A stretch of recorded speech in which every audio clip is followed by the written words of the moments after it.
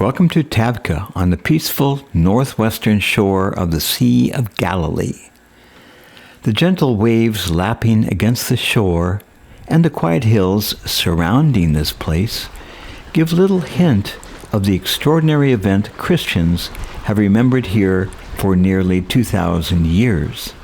According to the Gospel, this is where Jesus took 5 small loaves of bread and 2 fish and fed a multitude of more than 5,000 people.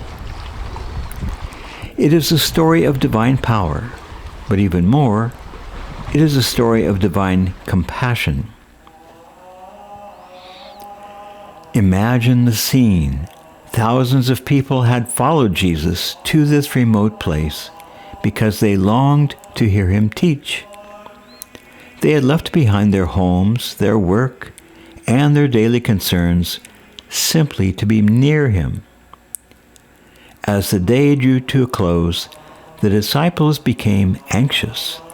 There was no nearby village large enough to feed such a crowd, and all they could find was a boy carrying 5 barley loaves and 2 fish.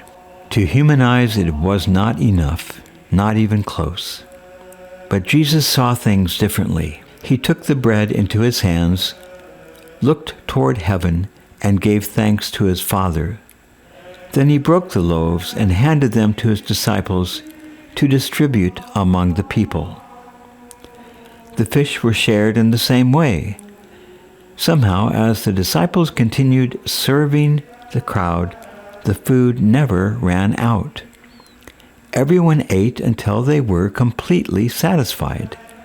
And when the meal was over, the disciples gathered 12 baskets filled with leftovers. This miracle reminds us that God's blessings are never measured by our limited resources. What seems impossible for us is simply another opportunity for God to reveal his abundance.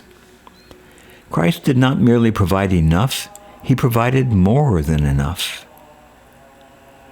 Today, pilgrims from every corner of the world come to the Church of the Multiplication, built here to commemorate this remarkable event.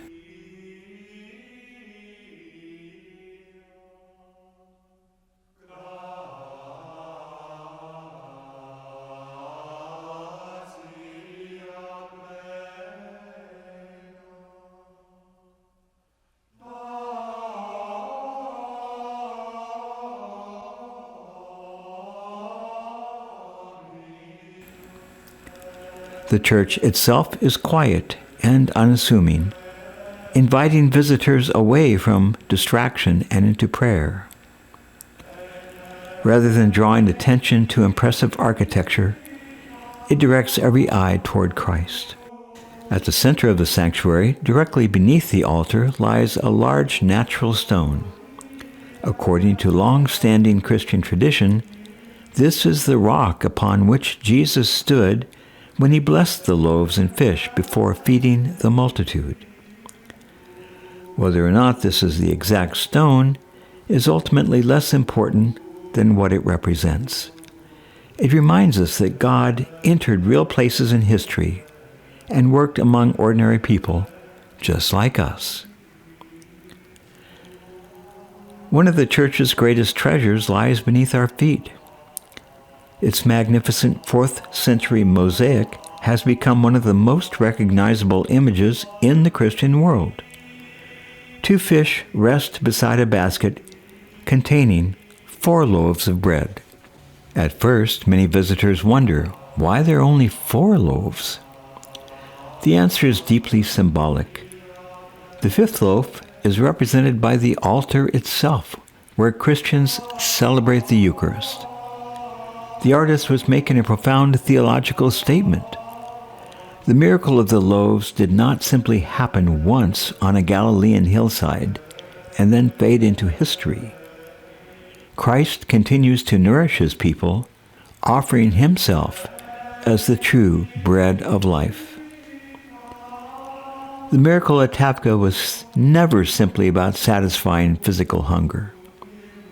Before Jesus fed the crowd with bread, he first fed them with his words.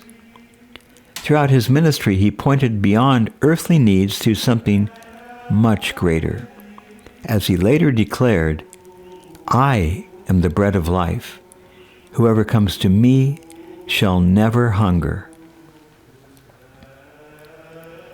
Every miracle Jesus performed invited people to trust him, not merely for another meal or another blessing, but for eternal life itself.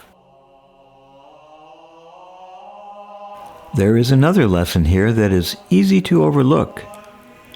The miracle began with one anonymous boy willing to offer his lunch. 5 small loaves and 2 fish hardly seemed worth mentioning in a crowd of thousands. Yet, because he placed what little he had into the hands of Jesus, it became the beginning of a miracle. God often works the same way in our own lives.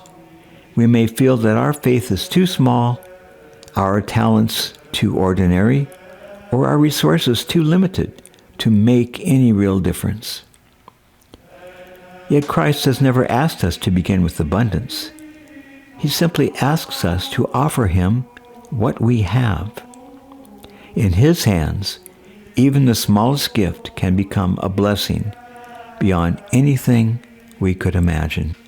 As we leave Tabgha and take one final look across the shimmering waters of the Sea of Galilee, perhaps the greatest miracle to remember is not simply that bread multiplied long ago.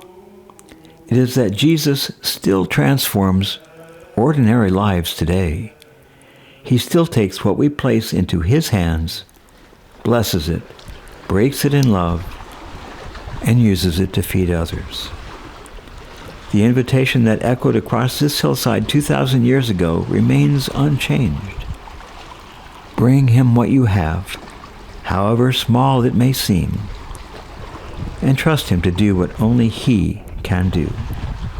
For with Christ, there is always enough and more than enough.